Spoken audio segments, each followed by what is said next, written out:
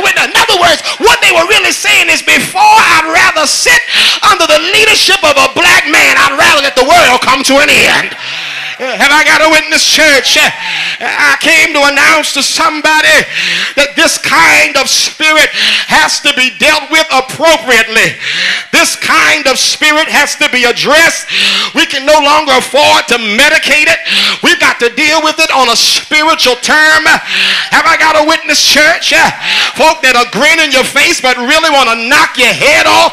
Why? Because a black man is in the office? No, the devil is a liar. I came to announce to you that God's man is in the office, and God has the last word. God has the last say, and ain't a doggone thing you can do about it. This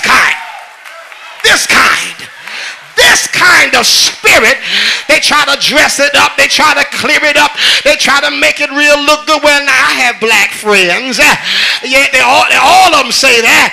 Come on, somebody. But at the end of the day, all black people are just the same. Have I got a witness, church? And this is a spirit as well as racism, classism, and sexism. We cannot medicate this spirit. President Obama, I hope you hear this. We cannot legislate this spirit. We cannot regulate this spirit. You can't write enough grants to conquer this spirit. You can't start enough programs. You can't do it, because this is spiritual. It runs way back. It runs deep down in the souls of folk, that regardless of whatever's going on, they still believe what they believe. You don't believe me? The Emancipation Proclamation, Abraham Lincoln signed it, and we're still in this mess. Affirmative action, and nutty people like Clarence Thomas claim that he didn't benefit from it, but yet he's sitting on the Supreme Court bench. Come on, somebody. But we're still fighting in this struggle. Roe versus Wade didn't work, and even the Affordable Health Care Act, they're going to try not to make that work. But I came to announce to somebody, we've got to get back to how we fight our battles. We've got to take it back to the church. Oh yes, we've got to take it back to the church. And the answer's right here in the text.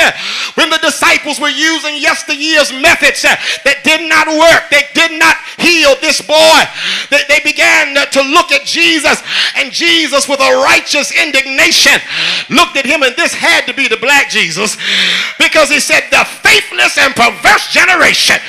He said, how long am I going to have to put up with you? How long am I going to have to deal with you all? He said, bring the boy to me.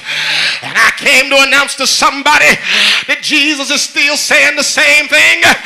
Bring the boy to me. Y'all playing with it. Y'all playing around. Y'all messing around playing church. Bring the boy to me. You're complaining about this and complaining about that. Still in the same predicament. Still dealing with the same circumstance. Bring the boy to Jesus. And I came to announce to somebody, if we want to see results, we have to bring the people to Jesus. If we want society to change, we've got to bring it to Jesus. If we want to see this world turned upside down and right side up, we need to bring it back to Jesus. Take it out of the hands of the government and bring it back to the church. Come on, somebody, because there's power in the name of Jesus. Some of you sitting on me this morning because you don't believe what I'm saying. If we didn't have so much power, why are they trying to shut up the preachers? If we didn't have so much power, why do they tell us you can't endorse a candidate? Because they know all these folk are going to listen to what comes from the pulpit. Why do we not realize how much power we have when only election time you see a whole row of politicians sitting in our churches because they want our vote?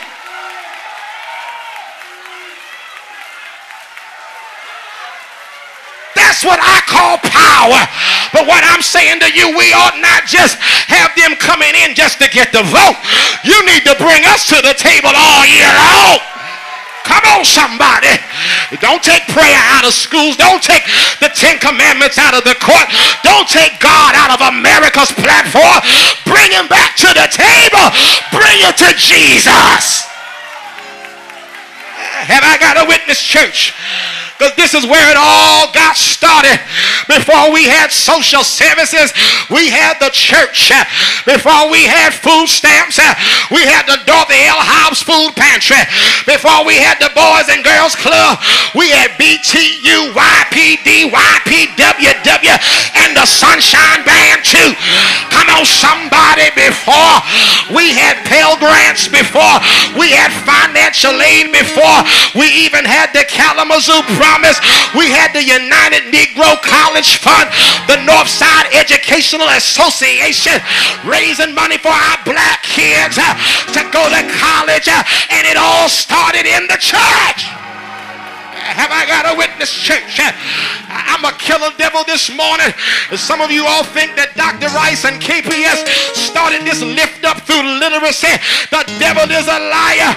Before we had lift up through literacy, we had abolitionists that were working to educate the black preachers, pulling the black preachers to the side, teaching them how to read and write way back in slave days. And it was the black preacher that told the congregation, meet me down by the riverside. We're going to open up the Bible, and I'm going to teach you how to read the Bible. Some of our ancestors couldn't read a lick, but they could read the Holy Bible. And I got a witness, church. It all started in the church. Before we had affirmative action, we had Harriet Tubman and the Underground Railroad. They said, you won't make a way for me, I'll make a way for myself. I'm coming out of bondage. I'm coming out of slavery. I'm coming out of evil. I'm coming out with my hands up. You ought to slap by with somebody. Tell them, I know that's right. I know that's right. This kind of spirit, this kind of demon, this kind of devil that seeks to oppress a people, this type of demon needs to be addressed in a spiritual matter. We can't sit on our rusty dusties, resting on our laurels, having good high church. We need to get back to what the church used to be about, helping somebody else. Have I got a witness, church? Now we're running to Macy's. Now we're running to, come on somebody, J.C. Penney's. When the church is what provided economic empowerment for our own people to start their own businesses. Come on somebody. Back in the day, blacks had their own businesses. Jews had their own businesses. Hispanics had their own businesses. And now we're all divided. You're darker than me, I'm lighter than you. We don't support anybody. Come on somebody. And all of this started in the church.